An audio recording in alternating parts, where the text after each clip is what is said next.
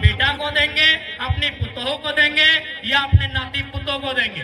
लेकिन अगर जयराम महतो जीत के आता है तो एक बात मानिए, गांव का एक साधारण सा लड़का सांसद बनने का सपना देखेगा। आज के दौर में मुखिया बनना आसान नहीं है। अगर जयराम महतो जीत के आता है तो गांव का, गलियों का, खेतों की पगडंडियों का एक साधारण सा लड़का सांसद बनने का सपना देखेगा और उस सपने को साकार करने के लिए संघर्ष भी करेगा। अभी आपको तय करना है। और सबसे खास बात हम कहना चाहेंगे, क्योंकि हमने पहले ही कहा है कि नेता बदलने से देश नहीं बदलेगा, पार्टी बदलने से देश नहीं बदलेगा, विचार बदलने से देश बदलेगा। और हम लोग सबसे पहला काम, यदि हम संसद गिरिडीह लोकसभा से जीत कर आते हैं तो आज ऊपर सूर्य को नमन करके, नीचे धरती को वंदन करके, यहीं से पारसनाथ को अभिनंदन करके ये वचन देते हैं कि यदि चुनाव जीत गए तो आज के डेट में एक सांसद की तनख्वाह सैलरी 2,91,000 है। हम लोग 75% गांव के चौपाल में जाएंगे, वहां चर्चा करेंगे कि खर्चा कहां करना है। हम लोग संसद की सैलरी 75% जनता के बीच दान करेंगे। और एक बात आपको आश्वस्त करेंगे, क्योंकि आज किसी भी नेता के बारे में बता कीजिए, आज वो कहते हैं वो गरीबों के नेता है, वो मजदूरों के नेता है। अरे जितना दाम आपके बहियार खेत का नहीं है, उनके बाथरूम का है, आपका नेता कैसे हुआ? वो कैसे आपका नेता हुआ बताइए। इसलिए हम इस बात की भी घोषणा करेंगे, यदि कभी भविष्य में मेरे नाम से, चूंकि मेरे नाम से अभी कुछ नहीं है, मेरे नाम से शायद आपके झारखंड का हम पहला लोकसभा प्रत्याशी होंगे। शायद हमारे पार्टी के 2-4 को लोग हो सकता है, हमारा गरीब पार्टी है, शायद हम पहला प्रत्याशी है जिसका खुद के नाम से एक साइकिल भी नहीं है। पता कर लीजिएगा हमारा नॉमिनेशन फॉर्म पे। हमारा खेती बाड़ी चित्तरपुर पंचायत टोला मानटाड़ के अंतर्गत आता है। हम लोग का जो बाप दादा का संपत्ति है, आज पूरे होश हवस में कहते हैं, अगर भविष्य में हम चुनाव जीतते हैं और मेरा अगर 1 इंच जमीन भी मेरे जिला से बाहर रहेगा, मां कसम वोट मत दीजिएगा अगला बार। सोच से भारत बनेगा, नए सोच से नया भारत बनेगा, नए व्यवस्था परिवर्तन से नया भारत बनेगा। इनकी घटिया सोच से भारत कभी नहीं बनेगा। हम पूरे होश हवस में कहते हैं, क्योंकि मैं बार बार कहता हूं पारसनाथ को साक्षी मानते हैं। हालांकि कुछ लोग पारसनाथ का नाम सुनते हैं और हालत खराब होने लगता है। होने दीजिए, है भाई मेरा गार्जियन है तो है तभी तो गरज के अकड़ के चलते हैं।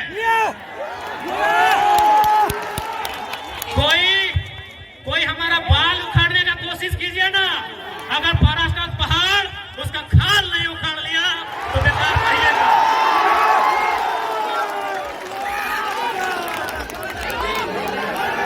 है भाई, है हमारा गार्जियन, हमारे पीछे कोई गॉड फादर नहीं खड़ा है, हमारे पीछे कोई विधायक सांसद नहीं खड़ा है, हमारे पीछे हमारा इतिहास, हमारी आस्था, हमारी परंपरा, माटी राड़ पारसनाथ पहाड़ खड़ा है। जिसको फरियाना है सामने आके आंख मिला के बात कीजिए। इसलिए आज आपको हम संदेश देंगे कि 1 इंच भी जमीन अगर मेरे क्षेत्र से बाहर आप सुनेंगे, हम आपसे वादा करते हैं, हम अगर आप प्रमाण दे देंगे, हम दोबारा आपके पास कहीं वोट मांगने नहीं जाएंगे। आज 25 जून का दिन होगा, 25 जून एकदम भरखर गर्मी का महीना, माफ कीजिएगा 25 मई का दिन होगा, एकदम शनिवार का दिन होगा और सूरज का प्रकोप होगा। आप गर्म से झुलसते हुए, आपके बदन में आग का गोला बरसेगा, आपके सर से, आपके बदन से पसीना टपकेगा, कतार में खड़ा होंगे, आप 2 घंटा कतार में खड़ा होकर वोट करेंगे। एक बात बताइए, इतनी आग जैसा गर्मी को अपने शरीर में झेलकर अपने बच्चों के लिए वोट करेंगे या सांसद प्रत्याशी जो हैं उनके बच्चों के भविष्य के लिए वोट करेंगे? आज बहुत सारे लोग हमें कहते हैं, कि आप नेताओं के पीछे हाथ धो के क्यों पड़े हैं।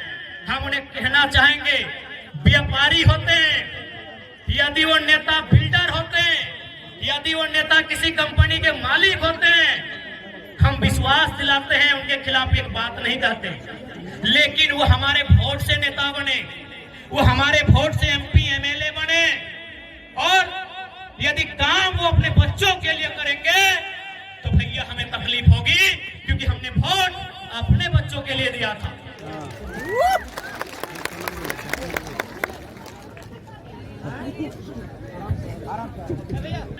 उसके बाद भी हम उनकी शिकायत नहीं करते।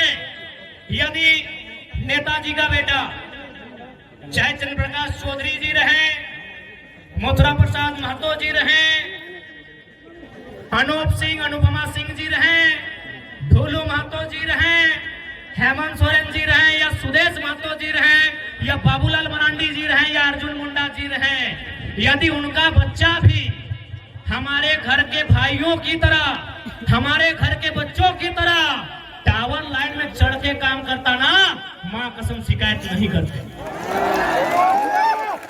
यदि उनका बच्चा हैदराबाद खटने जाता ना, शिकायत नहीं करते। यदि उनका बच्चा सूरत में कपड़ा की फैक्ट्री में काम करता ना, हम शिकायत नहीं करते। लेकिन आप पता कर लीजिए, नाम लेने की आवश्यकता नहीं है, उनके बच्चों में क्या योग्यता है, नहीं है। कोई किसी कॉलेज का डायरेक्टर है, किसी का बेटा दिल्ली में बैठकर कंपनी चलाता है, और आपके बेटे शाम को ड्रीम एलिमेंट में 49 रुपया लगाते हैं। इसलिए आज नया भारत अभी नहीं कह सकते कैसा होगा, लेकिन नया झारखंड हम लोग देख रहे हैं। नया भारत का दृश्य कैसा होगा ये शायद हम और आप नहीं कह सकते, लेकिन नया झारखंड कैसा होगा ये दृश्य हम और आप देख रहे हैं।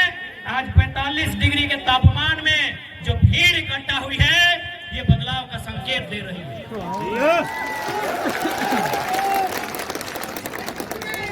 इसलिए आज ध्वनि के बीच स्पष्ट क्या चाहो, हर साथ ही साथ ध्वनि के मन में एक सवाल आवो कि हमने की काम करवाई, तो पहला काम कहना जा रहे हैं कि अगर हम लोग जीतेंगे तो क्या हो सकता है, क्या कर सकते हैं। आप 25 मई को जिस दिन वोट देने के लिए जाएंगे, 25 मई को जिस दिन अपने घर से आप वोट देने के लिए जाएंगे, एक काम कीजिएगा, आप अपने घर से अपने मतदान केंद्र की दूरी को नाप लीजिएगा। मतदान केंद्र यानी जहां आप वोट देने जाएंगे, किसी मिडिल स्कूल में, किसी पंचायत भवन में, किसी आंगनबाड़ी में, आपके घर से जहां भी आप वोट देने के लिए जाएंगे वहां की दूरी नाप लीजिएगा। क्योंकि हम लोग जो पहला काम करेंगे वो काम ये होगा कि जितनी दूरी पर जाके आप हमें वोट देंगे, उसकी आधी दूरी पर हम लोग संसद लाइब्रेरी की स्थापना करेंगे। उसकी आधी दूरी पे एकदम ऑन द रिकॉर्ड कहते हैं, लाइव चल रहा है, मीडिया रिकॉर्ड कर रही है। गिरिडीह लोकसभा में 2200 बूथ आते हैं। सौगंध इस गिरिडीह लोकसभा की मिट्टी की, सौगंध झारखंड की जनता का। हम लोग जो पहला काम करेंगे कि हम लोग संसद लाइब्रेरी की स्थापना करेंगे, और वो लाइब्रेरी चास चंदन क्यारी में नहीं होगा। वो लाइब्रेरी जहां आपका गांव है, जितनी दूरी पर आपका वोट वाला बूथ होगा, उसकी आधी दूरी में वो लाइब्रेरी की स्थापना की जाएगी। ये हम लोग पहला काम करेंगे, क्योंकि मेरा मानना है कि शिक्षा असल कारण है हमारी मुक्ति का। आज यहाँ जितने लोग बैठे हैं सभी मिडिल क्लास फैमिली के लोग हैं। आज जितने लोग बैठे हैं, 2-4 लोग ऐसे होंगे जिनके परिवार में शायद कोई डॉक्टर होगा, कोई वकील होगा, कोई इंजीनियर होगा, कोई दरोगा होगा। यानी सभी हम हम मिडिल क्लास फैमिली से आते हैं, यानी हम लोग को मालूम है कि हमारे घर की जो स्थिति है, हमारे किचन की जो स्थिति है, हमारे चूल्हे की जो स्थिति है, उसे अगर हमें उन्नति के रास्ते में लेकर जाना है तो पहला काम करना होगा, अपने बच्चों को इतना पढ़ाना होगा कि अपने दम पर वो अपनी गरीबी रेखा को पार सके। आप सभी जानते हैं।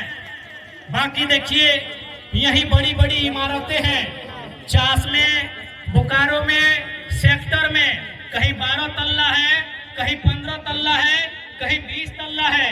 आप अपने सर पे 18 के जगह अगर 36 ईंटा भी ढोने का काम कीजिएगा ना, तो आज मजदूर दिवस है, आप जानते हैं मजदूर की स्थिति क्या है। इसीलिए आप एजुकेशन को आपको महत्व देना होगा। आज आपके बीच एक नन्हा सा लड़का, आज आपके बीच एक साधारण सा लड़का, आज आपके बीच एक कल का लड़का यदि आज यहाँ अपने आप को लेकर आया है तो पावर ऑफ एजुकेशन, पढ़े लिखे हैं, चीजों की जानकारी है, इसीलिए आप हमें सुन रहे हैं और सुन नहीं रहे हैं। गिरिडीह से भारी मतों से विजय बनाने जा रहे हैं, क्योंकि आपको मालूम है कि गिरिडीह में अगर कोई दमदार आवाज रखेगा तो आपको मालूम है वो कौन रखेगा। गिरिडीह लोकसभा रहे या कोई सीट रहे, आपको मालूम है वो आवाज हमारे दल के लोग रखेंगे, वो आवाज टाइगर जयराम महतो की सेना रखेगी, ये आपको मालूम है। चूंकि हम कोयलांचल की धरती में खड़े हैं, धनबाद, बोकारो, गिरिडीह के सीमांकन क्षेत्र को, रामगढ़ होते हुए हजारीबाग के क्षेत्र को हम लोग कोयला का क्षेत्र कहते हैं। लेकिन आज आपको जानकारी देना चाहेंगे, इसी धनबाद बोकारो को जोड़ने का काम दामोदर नदी करती है। आपको जानकारी देना चाहेंगे कि हमारे झारखंड में 27% कोयला का खनन किया जाता है। शायद आप लोग जानते भी होंगे, 27% कोयला अकेले झारखंड देता है। लेकिन आपको मालूम है हेडक्वार्टर कहाँ है? आपको मालूम है हेडक्वार्टर कहाँ है? कलकत्ता। कितना शर्म की बात, कितने दुर्भाग्य की बात कि कोयला हमारी जमीन पर और हेडक्वार्टर कलकत्ता। इसीलिए अगर गिरिडीह लोकसभा से जीतते हैं तो सदन में हमारा ये सवाल होगा कि आज के बाद से हेडक्वार्टर कलकत्ता नहीं, धनबाद या बोकारो होना चाहिए। अब ये सवाल बनता है कि धनबाद या बोकारो अगर कोल इंडिया का हेडक्वार्टर बनेगा तो फायदा क्या होगा? फायदा ये होगा कि आज जो समस्याओं को लेकर हम कोर्ट के चक्कर काट रहे हैं, आज जिन समस्याओं को लेकर हम दर बदर की ठोकर खा रहे हैं, उन समस्या का समाधान सामने होगा। आज जितने भी कोयला के कंपनियां हैं जो कोल के एरिया हैं, आप जाके पता कीजिए कि उनके मैनेजर कौन है। 99% मैनेजर कलकत्ता के लोग हैं। 99% मैनेजर कलकत्ता के लोग हैं। यदि हेडक्वार्टर धनबाद या बोकारो आएगा तो मैनेजर झारखंड के लोग बनेंगे।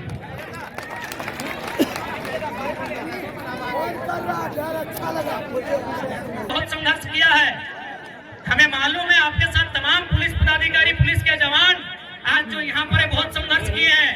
यकीन मानिए, जयराम महतो का मतलब ही होता है सामाजिक न्याय। तो आपके साथ अन्याय कैसे करेंगे भला? आपको अरेस्ट ही करना है ना, कर लीजिएगा। एकदम हजारों की भीड़ में देंगे, भागने वाला थोड़ी है, कर लीजिएगा। लेकिन 5 बजे का समय है, उसको कहने दीजिए जनता को। आग्रह है आपसे। इसलिए अगर हम लोग दिल्ली जीत कर जाते हैं तो झारखंड के इशू पर बात होंगे, झारखंड के मुद्दों पर बात होंगे, झारखंड के लिए लड़ाइयां लड़ी जाएंगी। और साथ ही साथ एक बात आपको कहेंगे, एक मजेदार फैक्ट आपके बीच रखेंगे। क्या आपको मालूम है, क्या आपको मालूम है कि संतरा कहाँ मिलता है? संतरा नागपुर में मिलता है। अच्छा मेरे नौजवान, मेरी माताएं बहनें, एक बात बताइए, नागपुर में जो संतरा मिलता है, क्या उसी संतरा का जब झारखंड में आगमन होता है, जब वही संतरा झारखंड आता है क्या रेट सेम होता है? क्या रेट सेम होता है? नहीं होता है। अंगूर कहाँ पाया जाता है? नासिक में। अंगूर कहाँ पाया जाता है? नासिक में। जब अंगूर झारखंड में आता है क्या वही रेट होता है? नहीं होता है। सेव कहाँ पाया जाता है? कश्मीर में। क्या वो सेव झारखंड आता है वही रेट होता है? नहीं होता है। लेकिन आपको एक मजेदार जानकारी देंगे, आपके झारखंड में कोयला पाया जाता है, जो रेट झारखंड में है ऑल ओवर इंडिया वही रेट है। इतना शोषण हमारे साथ है, इतना अन्याय हमारे साथ है, इतना जुल्म हमारे साथ है। इसलिए आज जुल्म के खिलाफ आपको आवाज देना होगा और संसद में इस बार बदलाव आपको करना होगा। चूंकि समय 5 बजने को है, आप लोग डिटेल से घबराइएगा नहीं, आप लोग चुनाव की तैयारी में चले जाइएगा। हाँ, एक बात कहेंगे कि आखिर एसपी साहब को आना पड़ा, डीएसपी साहब को आना पड़ा, न जाने और कितने कितने 3-3 स्टार वाले पदाधिकारी आए। एक छात्र, ये डर अच्छा लगा, एक छात्र को अरेस्ट करने के लिए इतनी मुस्तैद। क्या कसूर था हमारा भाई? झारखंडी आवाज बन। क्या हमने किसी का खेत जोत लिया था? क्या हमने किसी के घर की बहू बेटियों का अपमान किया था? क्या हम पे चोरी हत्या का मुकदमा है? क्या हम पे कोई अन्य कुकर्म का मुकदमा है? भाई हमने कौन सा अपराध किया था? हम तो छात्रों की आवाज बनने रांची गए थे। छात्रों का मांग था कि नियोजन नीति बननी चाहिए। क्या झारखंड के लिए कानून बनाने की मांग करना अपराध है? क्या गुनाह है? क्या हम लोग अपराधी हैं? क्या गुनाह है हमारा भाई? कि झारखंड पे बात करना, खतियान पे बात करना, पलायन पे बात करना, क्या हमारा यही गुनाह है? तो देखिए झारखंड वासियों, हमें डिटेन का भी तकलीफ नहीं है, हमें मौत का भी तकलीफ नहीं है, बस हमें इस बात की तकलीफ है कि झारखंडियों का गुनाह क्या है कि आज आपको एक छात्र को इतनी भारी पुलिस बल के साथ डिटेन करने आना पड़ा। आज बड़ा दुख की बात है। खैर एसपी साहब बड़े भाई के समान हैं, उनकी सम्मान में हम आज आने नहीं देंगे, लेकिन मन से जो एक आवाज आ रही, वो आवाज तो पूछेगी ना कि हमारा गुनाह क्या है, हमने क्या किया ऐसा, आज हमने क्या किया ऐसा, आज हमने ऐसा कौन सा अपराध किया?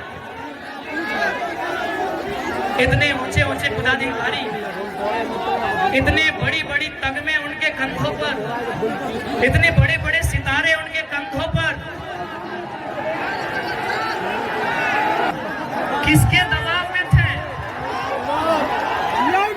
जब ये केस 2 सालों का था, जब ये केस 2 साल पुराना था, मान्यवर आप कहाँ थे? हे मान्यवर, हे महामहिम, हे कलयुग के अवतार, अवतार ही भाई, आपके पास लाठी, आपकी कमर में पिस्तौल, आप अवतार हैं, आप कलयुग के अवतार हैं, अवतारी पुरुष। अब तो सब कहाँ थे? किस राजनेता की महत्वाकांक्षा आपको यहाँ खींच के लाई?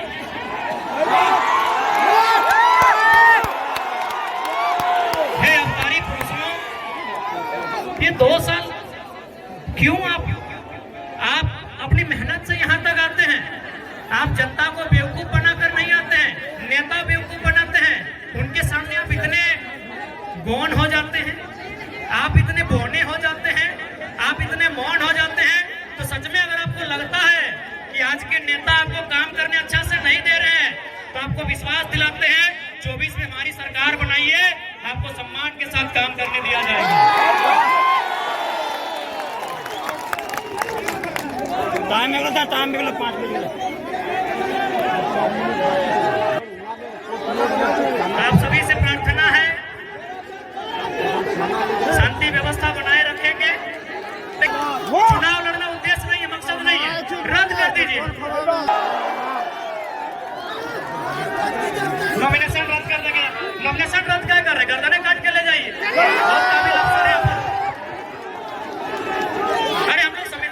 स्वागत करने सदन में आ रहे हैं।